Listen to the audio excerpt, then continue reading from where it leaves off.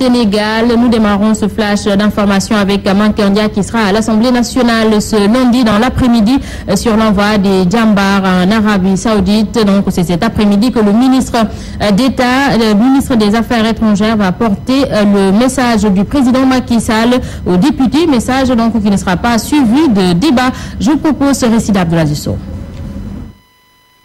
C'est ce lundi que le Sénégal va officialiser l'envoi de troupes sénégalaises en Arabie Saoudite. Les députés vont recevoir le message du président de la République par l'intermédiaire du ministre des Affaires étrangères et des Sénégalais de l'extérieur. Mankeur Ndiaye va informer les parlementaires de l'envoi de ces soldats sénégalais pour assister le royaume dans la guerre contre les Yéménites.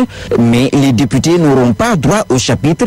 Ce sera juste un message qui leur sera délivré et qui ne sera suivi ni de débat, encore moins de vote, comme le stipule l'article 79 de la Constitution. Le président de la République communique avec l'Assemblée nationale par des messages qu'il prononce ou qu'il fait lire et qui ne donnent lieu à aucun débat. Comme le Sénégal, d'autres pays aussi se sont engagés aux côtés de l'Arabie Saoudite dans cette bataille contre le Yémen. Pour rappel, lors d'une conférence de presse tenue à Kaffrine, le président Macky Sall avait assuré que, je cite, si la décision est prise, l'information sera donnée. Fin de citation. Cette décision étant prise, elle va être officialisée ce lundi. Abdoulaye Sow, on envoie de nos soldats au Yémen qui n'est pas du goût du député Cheikh Oumar Sy. Selon lui, il est inopportun d'envoyer des soldats dans un théâtre de guerre civile qui ne nous concerne même pas. Donc il estime que c'est insensé l'arrivée du ministre au Parlement puisque les députés n'auront même pas le droit de réplique. Cheikh Oumar Sy ici joint au téléphone par Salif Kébessar. Moi, je me suis dit, pourquoi nous devons intervenir dans un théâtre de guerre civile qui ne nous concerne pas directement? L'Iran est une puissance, l'Arabie Saoudite est une puissance, et ils utilisent le Yémen comme théâtre des opérations parce qu'il y a les sunnis et les chiites qui sont en train de se battre. Ça, c'est à des milliers de kilomètres du Sénégal. Nous avons des soucis de sécurité. La situation au Mali est compliquée, mais quand le ministre des Affaires étrangères va venir à l'Assemblée nationale, nous n'avons pas ni l'option de discuter, de donner notre opinion, nous n'avons pas l'option de voter. Ça veut dire que nous allons venir seulement nous asseoir, nous écouter le ministre publie son discours et repartir. Je crois que dans un état sérieux où la démocratie fonctionne, où l'Assemblée nationale doit se jouer son rôle, ça c'est un débat de fond qu'il faut poser et que l'opinion publique soit impliquée pour savoir exactement où, comment nos soldats vont être envoyés dans cette théâtre d'opération.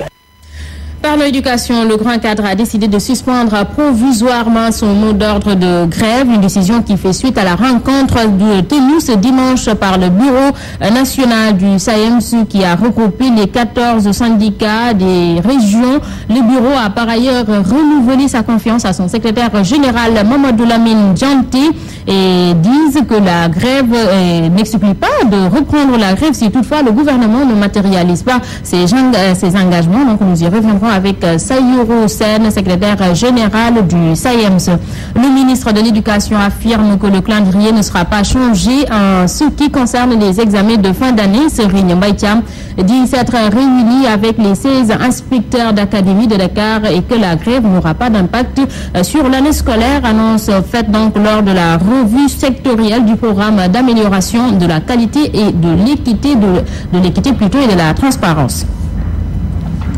La coalition pour la coalition des organisations pour la défense de l'éducation publique COSIDEP affirme pour sa part que les grèves répétitives des enseignants auront bel et bien un impact sur les élèves, raison pour laquelle les examens doivent plutôt être repoussés afin de permettre aux élèves de mieux réviser. Cherbo ici avec Fatima Diop. Nous pensons évidemment qu'il faut revoir de manière générale le calendrier scolaire. Il faut le réaménager pour prendre en charge justement ces temps qui ont été perdus par les enfants.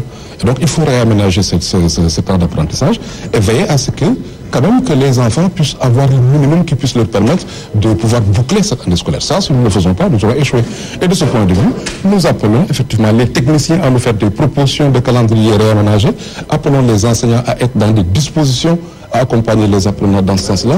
Appelons aussi les parents à accompagner ce dispositif parce que nous savons qu'à une certaine période, les parents aussi sollicitent les enfants pour des travaux champêtres ou pour d'autres tâches qui sont là. Il faudrait qu'il y ait une forte solidarité autour de cette crise qui est posée cette année. Mais au-delà, travailler à ce qu'enfin, qu'on ne soit plus toujours dans des situations de sauvetage d'une année scolaire. Sauvons l'école sénégalaise. Voilà, je vous le disais tantôt, le grand cadre a décidé de suspendre provisoirement son mot d'ordre de grève, une décision qui fait suite à la rencontre tenue ce dimanche par le Bureau national du SAEMS qui a regroupé les 14 syndicats généraux des régions. Le bureau a par ailleurs renouvelé sa confiance à son secrétaire général Mamadou Lamine Dianté et n'exclut pas de reprendre la grève si toutefois l'État du Sénégal ne matérialise pas ses engagements. Saourou Sen, ici avec notre reporter. Le bureau exécutif national du SAEMS-CUSEMS a renouvelé sa totale confiance au camarade secrétaire général national, le camarade Mamadou Lamine Dianté, en le réhabilitant mieux, en assumant tout le discours tenu dans ce contexte chargé. Le SAEMS-CUSEMS confirme la suspension provisoire du mot d'ordre de grève pour voir si le gouvernement va se conformer aux différents délais contenus dans ce dit procès-verbal. Le SAEMS-CUSEMS observe avec regret l'attitude déjà irrespectueuse du gouvernement qui continue de faire dans l'intimidation. Le SAEMS se réserve le droit de reprendre la lutte à travers d'autres plans d'action qui impliqueraient le boycott des examens et la rétention des notes du second semestre si le besoin se fait sentir. Nous restons avec l'éducation. Les potaches retrouvent les salles de classe après des mois rythmés par la grève des enseignants.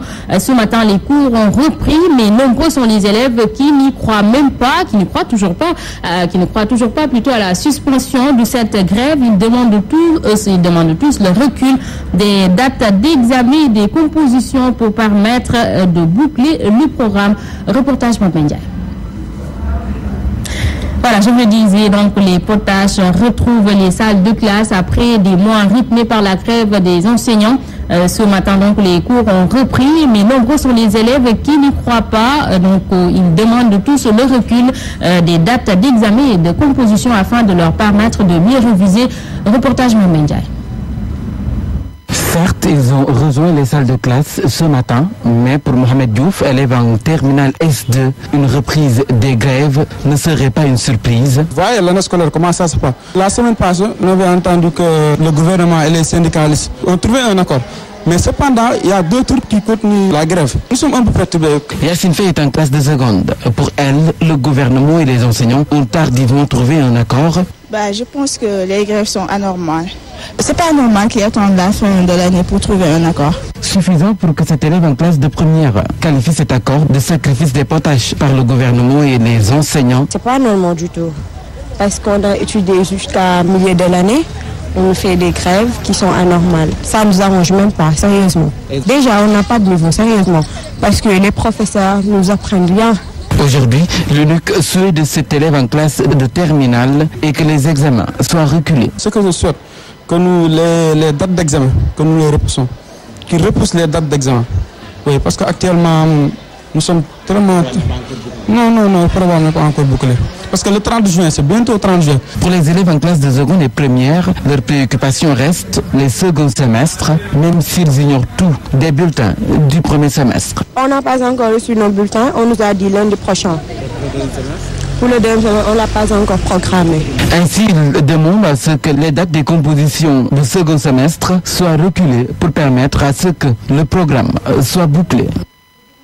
Merci à Mambaï Ndiaye. À présent, parlons santé. Ziguinchor, deuxième ville du Sénégal, a été proposée pour travailler aux côtés de la ville de Paris pour combattre le virus du sida à travers le monde. L'adjoint au maire de Paris chargé de la santé était ce week-end dans la capitale sud du pays. Il a tenu une séance de travail avec le maire Abdoulaye Baldé et les acteurs de santé de cette localité. Bernard Jounier, ici interrogé par Abdourahmane Diallo. Effectivement, Paris a accueilli le 1er décembre la conférence internationale de NUSIDA avec une nouvelle stratégie des villes pour éliminer le virus. Parce que le virus, il se concentre beaucoup dans les villes et que si on met en place des stratégies bien étudiées, à un horizon d'une quinzaine d'années, on peut éliminer le VIH de nos villes. C'est pas du tout idéaliste, c'est un objectif qui est atteignable. Et donc il y a une ville sénégalaise qui a fait partie des premières signataires de cet appel. Et maintenant, avec ONU-SIDA, nous avons décidé de proposer à la ville de Ziguinchor de rejoindre l'appel des villes du monde engagées contre le VIH. Et je suis très heureux que le maire ait répondu favorablement à cette proposition. Le taux élevé de prévalence du sida à Ziguinchor peut s'expliquer par la position limitrophe du pays avec la Gambie et la Guinée-Bissau, d'où sont originaires beaucoup de malades. Selon Abdoulaye Baldé, maire de cette localité, donc il s'engage à lutter contre cette maladie dans sa commune. Voilà, donc nous sommes arrivés à la partie revue de presse de ce journal.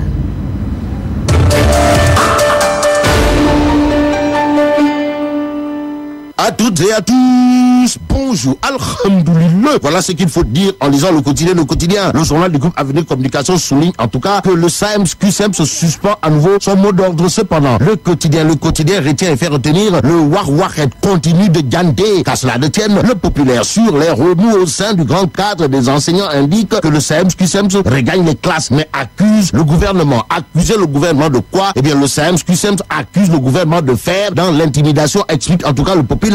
La tribune, pendant ce temps, affiche des propos de Mambay Nyang, à savoir la LD est responsable de la décadence de l'école. S'agit-il de Dor Fayou ou de Warupich? En tout cas, Mambay Nyang, dans son Nyangel est formel, Mamadou Ndoye alias Ndoye Mendoza et compagnie n'ont aucune leçon à donner à qui que ce soit. Celui qui est à la une de la tribune, c'est le vieux, comprenez Mamgourgui. En tout cas, au PDS, c'est la bataille entre conservateurs et réformateurs. Nous apprend la tribune au journal de nous livrer que le camp de Modou Diagne Fada s'organise au même moment. Le populaire révèle que Cheikh Bamba Dièye se déchaîne totalement et complètement contre Hadj Macky Sall. En quoi faisant? Eh bien, en déclarant dans le populaire, lorsque la plus haute autorité de la République revient sur sa parole, tout le monde est en danger. En tout cas, si Sawai veut se comporter comme un banabana, on comprendra Dixit Cheikh Bamba Dièye dans le populaire. À en croire le patron du FSD/BJ dans le journal du groupe Comset, la rupture était simplement une sorte de chimère. Ce qui n'est pas chimérique d'après Cheikh Bamba Dièye est à lire dans le quotidien, à savoir Idi Ndamal Kadior et Maki, c'est la même famille. Comprenez le tabac de même pipe, blanc, bonnet blanc. Au même moment, Ali Ousso a d'après le témoin soutenu au cours de l'émission Liberté de penser sur Top FM, je cherche à être président de la République. S'agit-il de l'histoire de l'œuf qui veut devenir bœuf? Il y a le Rekham. Ce que fait enquête porte sur l'envoi d'un contingent de Djambar en Arabie Saoudite. En tout cas, Maki passe à l'acte. Voilà le titre qui barre la une du journal Enquête.